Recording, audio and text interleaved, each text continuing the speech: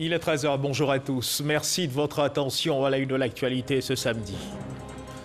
Il est né le 17 novembre 1955, il a 66 ans. Patrick Hachi Jérôme est le nouveau Premier ministre ivoirien, confirmé dans ses fonctions par le chef de l'État Alassane Ouattara hier vendredi. Sa première mission en qualité de Premier ministre, proposer un gouvernement au chef de l'État dans les meilleurs délais. Actualité en suivant début de journal. Les cas de contamination à la Covid-19 ne cessent de grimper. Des centaines de cas enregistrés de plus en plus en Côte d'Ivoire. La situation est inquiétante. Un conseil de sécurité présidé par le chef de l'État s'est réuni hier vendredi au palais présidentiel pour plancher sur la question. Les conclusions de ce conseil assurent également dans ce journal. La crise sanitaire qui continue de cristalliser l'attention. 180 pays de l'ONU se sont prononcés en faveur d'un accès équitable aux vaccins hier vendredi 26 mars à l'Assemblée générale de l'ONU, après que le secrétaire général Antonio Guterres a appelé à l'élaboration d'un plan mondial de vaccination le mois dernier. Voilà pour l'essentiel. Oui, bonjour à tous. Il est un visage bien connu de la sphère politique en Côte d'Ivoire. Il est le nouveau Premier ministre ivoirien, Patrick Jérôme Hachi, nommé officiellement hier vendredi en qualité de Premier ministre, chef du gouvernement par le chef de l'État Alassane Ouattara. Annonce faite hier par Fidel Sarasoro, ministre directeur de cabinet du chef de l'État, que je vous invite à suivre. Communiqué de la présidence de la République. Le président de la République, Son Excellence, M. Alassane Ouattara, a procédé, ce vendredi 26 mars 2021, à la signature du décret numéro 2021-176 du 26 mars 2021 portant nomination de M. Patrick Jérôme Hachi en qualité de Premier ministre, chef du gouvernement. Le président de la République demande au Premier ministre de lui proposer un nouveau gouvernement dans les meilleurs délais, fait à Abidjan le vendredi 26 mars 2021. Je vous remercie. Proposer un nouveau gouvernement dans les meilleurs délais, première mission du nouveau Premier ministre Patrick Hachi, anciennement ministre d'État. Patrick Jérôme Hachi était secrétaire général de la présidence. Portrait du nouveau chef du gouvernement ivoirien avec Gabriel Zani. Patrick Jérôme Hachi est depuis ce vendredi 26 mars le nouveau Premier ministre de Côte d'Ivoire. Il vient d'être nommé par décret présidentiel. Aussitôt nommé, aussitôt travail, le Premier ministre doit former un nouveau gouvernement. Mais il est une chose qui rassure, selon les avis, Patrick Hachi est un génie du management dans la gestion des affaires de l'État. Cette performance, il la doit à ses différents parcours. À 66 ans, le Premier ministre cumule une maîtrise de maths physique obtenue à l'université de Cocody à Abidjan, un diplôme d'ingénieur de l'école supérieure d'électricité et un master en management obtenu à l'université de Stanford aux États-Unis. Sa carrière professionnelle débute en 1983 dans le secteur privé. Ce sont 17 ans qu'il passera en tant qu'entrepreneur et consultant en stratégie et gestion. Fort de ses expériences, Patrick Hachi crée en 1992 sa propre société de consultance en management. C'est en 1997 qu'il entre dans l'administration publique. De conseiller chargé de la réforme du secteur des énergies à la fonction de ministre des infrastructures économiques, Patrick Hachi travaille tour à tour au ministère de l'Énergie, au cabinet de Seydou Eliman Diarra, Premier ministre ivoirien de 2003 à 2005. Il occupe pendant longtemps le portefeuille du ministère des Infrastructures économiques. Et en janvier 2017, quand Amadou Gon Coulibaly devient Premier ministre, Patrick Hachi lui succède au poste de secrétaire général à la présidence. Des échelles gravies grâce à son travail.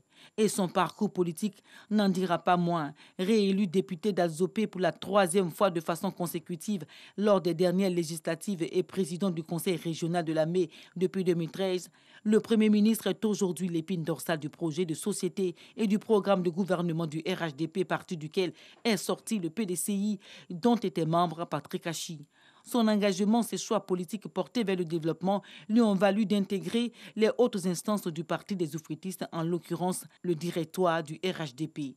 Entre la politique et la gestion des affaires dont il a désormais la charge, il y a un pont. Et c'est l'esprit d'ouverture dont a su faire preuve le chef du gouvernement durant ses années au service de l'État. Fervent catholique, le Premier ministre Patrick Hachi sait se montrer modéré, conciliant. La gestion des affaires de l'État n'ayant aucun secret pour lui, son gouvernement, une fois connu, devra prendre des mesures vigoureuses pour soutenir l'économie ivoirienne. Un portrait du nouveau Premier ministre signé Gabriel Zani. Puis, ce qu'il faut également savoir dans l'actualité nationale, c'est que l'Assemblée nationale informe, mesdames et messieurs les députés élus lors des élections législatives du 6 mars 2021. Ceux-ci sont informés que la séance inaugurale de la deuxième législature de la Troisième République se tiendra le mardi à 30 mars 2021 à 10h au Palais de l'Assemblée nationale. Cette séance a pour ordre du jour l'élection du président de l'Assemblée nationale de Côte d'Ivoire. À cet effet, les députés désireux de faire acte de candidature à l'élection du président de l'Assemblée nationale de Côte d'Ivoire sont priés de bien vouloir adresser leur candidature à monsieur le doyen d'âge de l'Assemblée nationale le lundi 29 mars 2021 à 16h30 au plus tard. Délai de rigueur, les candidatures sont reçues au secrétariat général de l'Assemblée nationale. La République fédérale du Nigeria exprime sa compassion à la Côte d'Ivoire suite au décès de l'ex-chef du gouvernement Ahmed Bakayoko. Un émissaire de ce pays, ami et frère de la Côte d'Ivoire, a été reçu par le chef de l'État Alassane Ouattara. Il était porteur d'un message de compassion du président du Nigeria à son homologue ivoirien Mahama Traoré. Fort des liens historiques et diplomatiques qu'il entretient avec la Côte d'Ivoire, le Nigeria s'est aussi senti touché par le décès du Premier ministre Ahmed Bakayoko le 10 mars dernier. C'est cette compassion que le ministre nigérian des Affaires étrangères a venu traduire au président Alassane Ouattara au nom de son homologue nigérian Muhammadu Buhari. Le président du Nigeria, le président Muhammadu Buhari, m'a chargé de venir personnellement pour livrer une lettre de condoléances. Condoléances sur le décès de votre Premier ministre, M. Ahmed Bakayoko, et qu'il a touché vraiment. Le président Ouattara, il le considère comme un frère très proche. Il voulait que je venais personnellement pour lui livrer cela. Première puissance économique de l'Afrique de l'Ouest, le Nigeria entretient un partenariat stratégique avec la Côte d'Ivoire. Un reportage de Mahama Traoré. On reste au palais présidentiel avec notre reporter Mahama Traoré. Les cas de contamination à la Covid-19 ne cessent de grimper, une situation qui inquiète au plus haut niveau. Le Conseil de sécurité présidé par le chef de l'État, Alassane Ouattara, s'est réuni au palais présidentiel pour plancher sur la question. Rien que la veille de cette réunion, 757 cas de contamination à la maladie ont été enregistrés. Le nombre de cas de contamination le plus élevé depuis le début de la pandémie il y a un an. Une minute de silence à la mémoire du défunt Premier ministre Ahmed Bakayoko, ancien ministre de l'Intérieur, de la Sécurité et de la Défense. Le Conseil national de sécurité et CNS rend ainsi hommage à un pionnier de la professionnalisation des forces de défense et de sécurité et de l'amélioration de la situation sécuritaire générale en Côte d'Ivoire ces dernières années. Pour l'ordre du jour de cette session, il a porté sur deux points majeurs que sont la situation sécuritaire générale et l'évolution de la pandémie de Covid-19. Il est à noter une hausse du nombre de cas positifs depuis le mois de janvier 2021. Entre février et mars 2021, le nombre moyen de cas positifs a plus que doublé, passant de 156 à 360. Le nombre total de décès a également fortement augmenté, passant de 5 en décembre 2020 à 35 en février 2021 et 36 au cours des 3 premières semaines de mars. Cette situation s'explique essentiellement par le non-respect des mesures barrières observées dans la population depuis le mois de décembre 2020 lors des fêtes de fin d'année et l'apparition d'une forme du virus plus transmissible et plus virulente. La Côte d'Ivoire concentre désormais sa stratégie de riposte contre la Covid-19 sur la vaccination.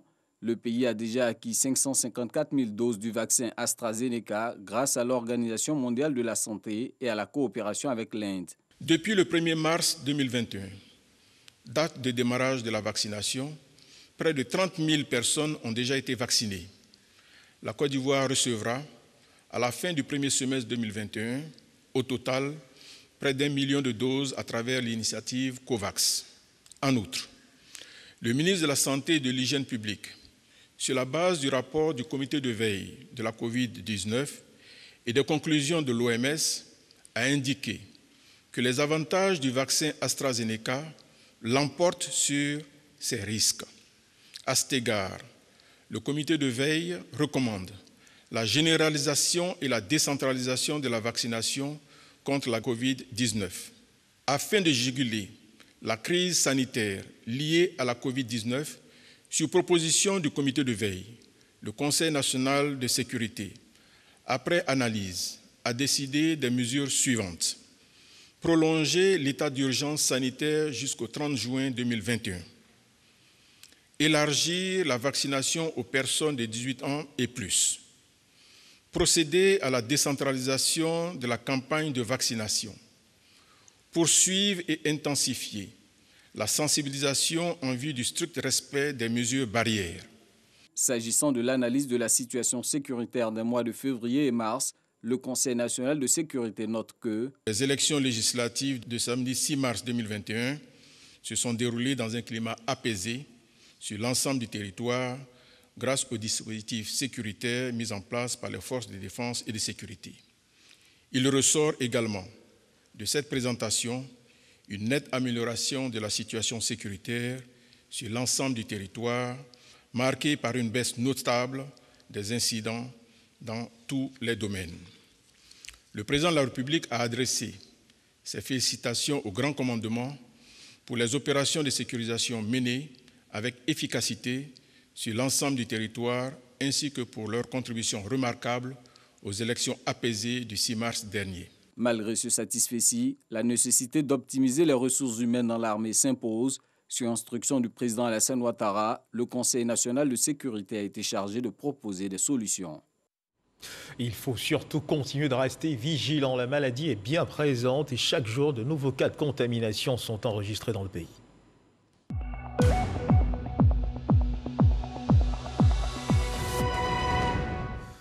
Pour la journée d'hier, vendredi 26 mars 2021, le ministère de la Santé et de l'Hygiène publique a enregistré 394 nouveaux cas de Covid-19 sur 4914 échantillons prélevés, soit 8% de cas positifs, 449 guéris et 0 décès. À la date du 26 mars 2021, la Côte d'Ivoire, notre pays, compte donc 42 468 cas confirmés, dont 38 246 personnes guéries, 229 décès et 3 993 cas actifs. Le nombre total d'échantillons est de 502 125. Le 25 mars, 569 personnes ont été vaccinées avec un total de 31 000 personnes 104 vaccinées contre la Covid-19 du 1er au 25 mars. Le ministre de la Santé et de l'Hygiène publique invite donc le personnel de santé, les forces de défense et de sécurité, les enseignants, les personnes âgées et de plus de 50 ans, les personnes porteuses de maladies chroniques à se présenter au centre de vaccination au Parc des Sports de Treichville et les autres centres ouverts pour se faire vacciner gratuitement contre la Covid-19. Et dans l'actualité internationale, parlons justement de vaccins anti-Covid. Sachez que 180 pays de l'ONU se sont prononcés en faveur d'un accès équitable aux vaccins après que le secrétaire général Antonio Guterres a appelé à l'élaboration d'un plan mondial de vaccination le mois dernier, parlant d'un test moral pour la planète. Les pays se sont prononcés quasiment à l'unanimité hier vendredi à l'Assemblée générale des Nations unies pour plus d'équité dans la distribution des vaccins. Pour briser donc la chaîne de contamination, se protéger et protéger les autres, il faut se faire vacciner. Ce message, le ministre de la Santé et de l'Hygiène publique est allé le porter au patronat ivoirien. Le docteur Eugène Aka-Awele insiste et rassure, c'est un moyen sûr de prévention contre la Covid-19. Les médecins d'entreprise ont été édifiés sur l'efficacité du vaccin AstraZeneca au siège de la Confédération générale des entreprises de Côte d'Ivoire, la CGC. Le reportage de Walter Amadou Ouattara. La Confédération générale des entreprises de Côte d'Ivoire, c'est 3500 entreprises de tous les secteurs confondus avec plus de 400 000 travailleurs. Des travailleurs exposés à la COVID-19 qui méconnaissent pour la plupart les informations relatives à la vaccination. C'est donc un échantillon parfaitement représentatif de ce monde de l'entreprise qui s'est réuni aujourd'hui à l'occasion de cette rencontre d'échange. Nous sommes tous au courant des informations qui circulent sur l'efficacité des vaccins en général et sur celui en particulier produit par AstraZeneca. Cette question, il faut le dire, préoccupe aussi également, bien entendu, les travailleurs du secteur privé. C'est pour leur apporter des éléments de réponse que le ministre de la Santé et de l'Hygiène publique a tenu lui-même à prendre part à cette conférence sur la situation réelle de la maladie à coronavirus en Côte d'Ivoire et sur la campagne de vaccination. Il faut faire confiance au vaccin que nous avons, AstraZeneca.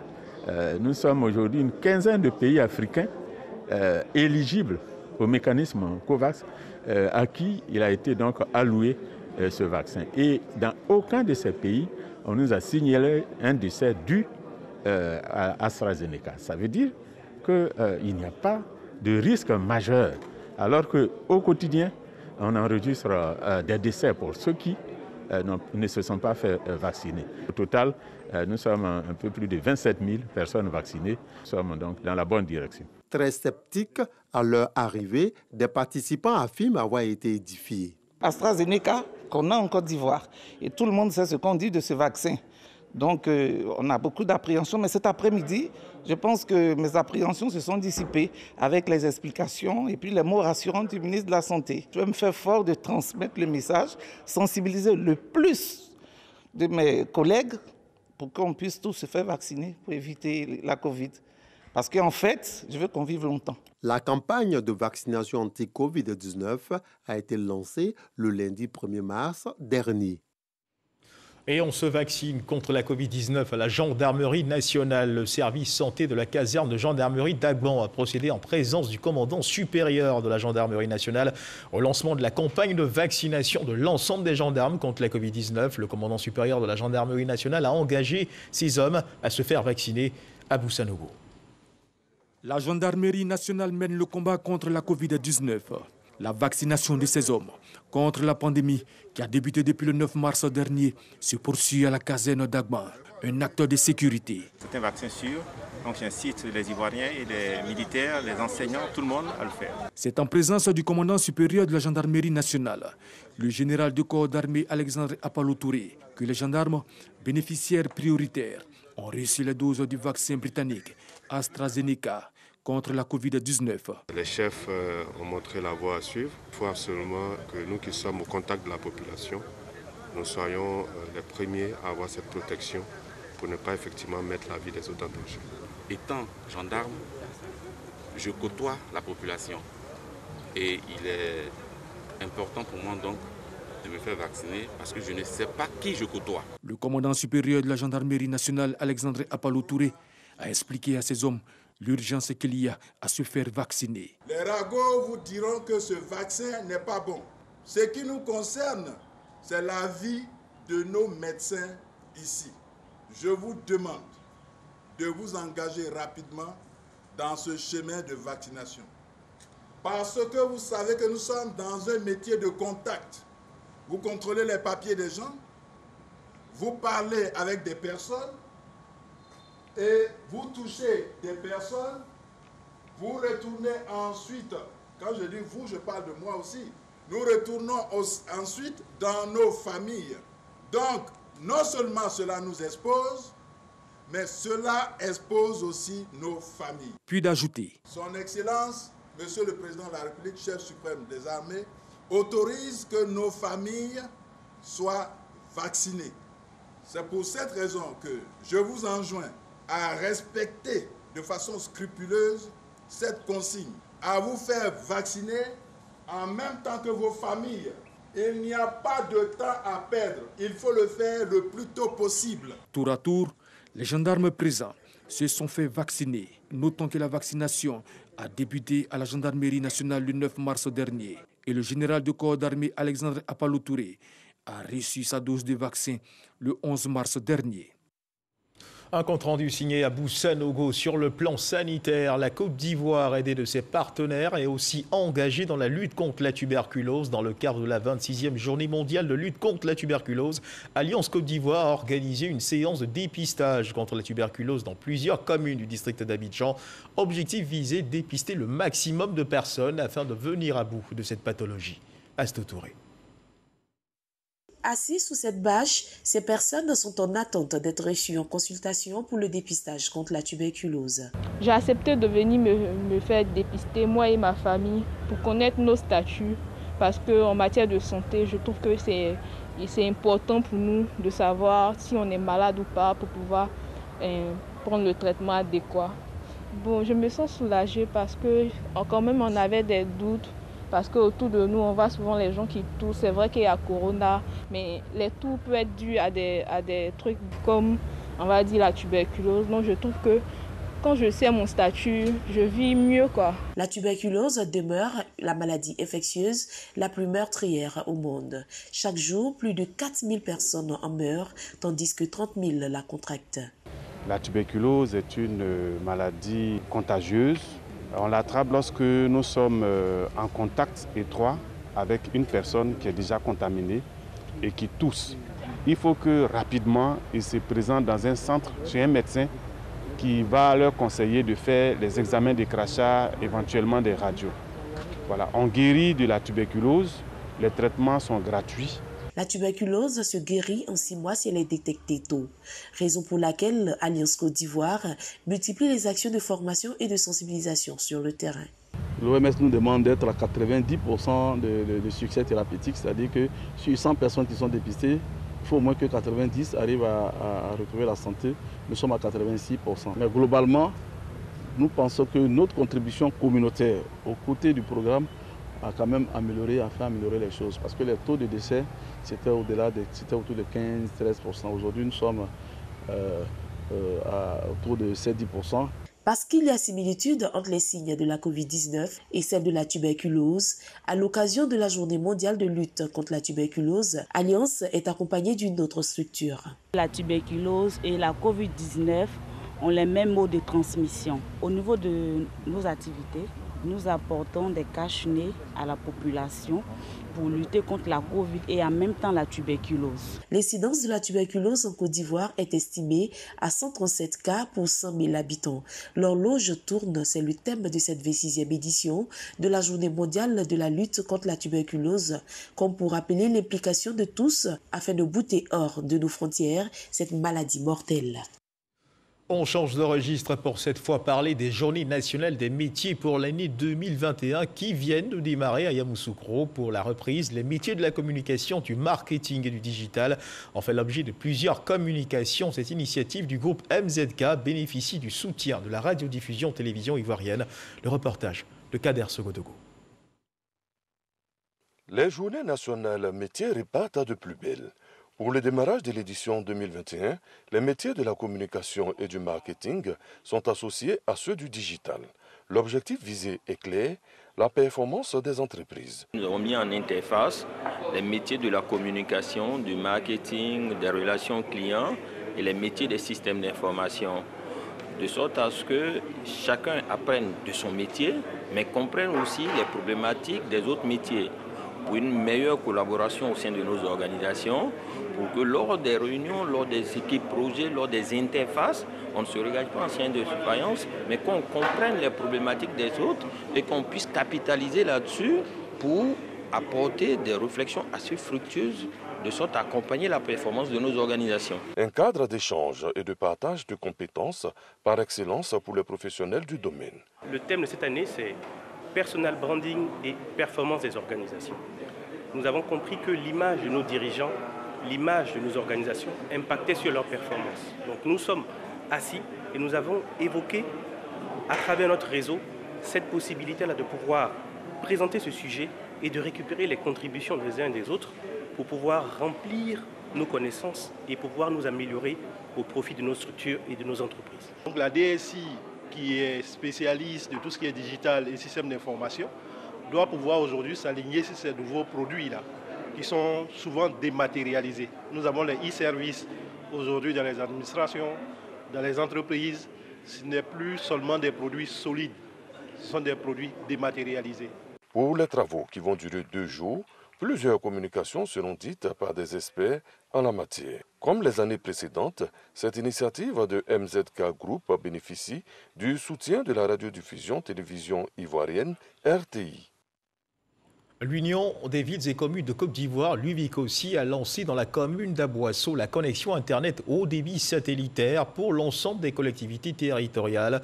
Cette nouvelle technologie vise à renforcer les capacités des services de l'État, dématérialiser et faciliter les procédures d'établissement de documents administratifs. Ce projet va générer 1500 emplois directs au minimum et 3000 emplois indirects sur l'étendue du territoire national. Les précisions de Jean-Marc Djadji. L'Internet à haut débit satellitaire pour la gestion des collectivités territoriales. Une innovation présentée par Paulin Danhaut, président de l'Union des villes et communes de Côte d'Ivoire, UVICOSI, aux maires et conseillers municipaux. Cet outil numérique va faciliter, entre autres, l'établissement des documents d'état civil, augmenter les recettes des collectivités et mettre en place une Wi-Fi zone dans chaque commune du pays. On nous dit qu'il y a le redéploiement de l'Internet haut débit sur l'ensemble des communes de Côte d'Ivoire. Cela veut dire que toute la Côte d'Ivoire sera interconnectée. Créer une zone où les contribuables ou bien les personnes viendront rapidement faire des actes à partir d'Internet, je crois que c'est très intéressant. Le président de l'UVICOSI a invité l'ensemble des communes à s'investir dans cette nouvelle dynamique bénéfique pour tous. Nous allons pouvoir donc moderniser nos services. Nous allons pouvoir assurer la traçabilité de l'état civil. Nous allons renforcer la sécurité de nos archives. Ce projet devra générer 1500 emplois directs et 3000 emplois indirects. Plus de 500 jeunes seront formés au métier du numérique par les partenaires du projet sur l'ensemble du territoire national. Le domaine du tourisme, on le sait, est fortement impacté par la crise sanitaire de Covid-19. Pour stimuler le flux de visiteurs vers les destinations Côte d'Ivoire et Sénégal, les deux pays, à travers la matérialisation d'une signature de convention, se sont engagés à mutualiser leurs efforts. Cheikh Koné, notre reporter, a suivi la signature de ce protocole d'accord entre la Côte d'Ivoire et le Sénégal. Reportage. Fragilisée par la pandémie de la Covid-19, cette signature de protocole d'accord entre Côte d'Ivoire Tourisme et l'Agence sénégalaise de promotion touristique vient propulser à nouveau le tourisme des deux pays.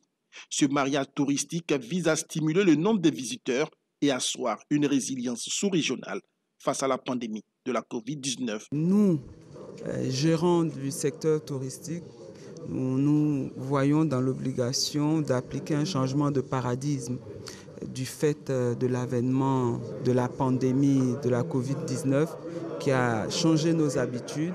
Et dans ce changement d'habitude, nous devons aussi de pouvoir orienter nos différents peuples vers de nouvelles habitudes. Nous voulons mutualiser nos efforts pour pouvoir créer une passerelle d'échange importante qui va augmenter le flux du peuple ivoirien vers ses frères du Sénégal et vice-versa.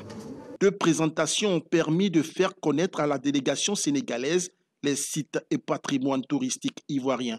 Ce protocole prévoit désormais des actions convergentes entre ces deux entités. Il faut que les Sénégalais viennent à Abidjan, que les Ivoiriens viennent à Dakar, parce que nous avons de magnifiques pays et de magnifiques expériences à découvrir. L'Afrique de l'Ouest est un pays, est une zone de paix où il y a plusieurs expériences possibles, que ce soit du désert, que ce soit de la forêt dense, que ce soit des chutes magnifiques comme on l'a vu sur le film tout à l'heure. Nous avons une côte atlantique extraordinaire. Il faut que nous d'abord, qui habitons ces zones-là, nous ayons le plaisir d'y aller, d'y rêver et d'y faire rêver. La mutualisation des efforts pour la promotion des destinations respectives et la mise en œuvre de projets structurants et stratégiques vise à créer un écosystème touristique et vendre conjointement les offres touristiques. Et l'actualité, c'est aussi le sport. En football, la Côte d'Ivoire s'est qualifiée hier vendredi pour la Coupe d'Afrique des Nations qui se tiendra au Cameroun en 2022.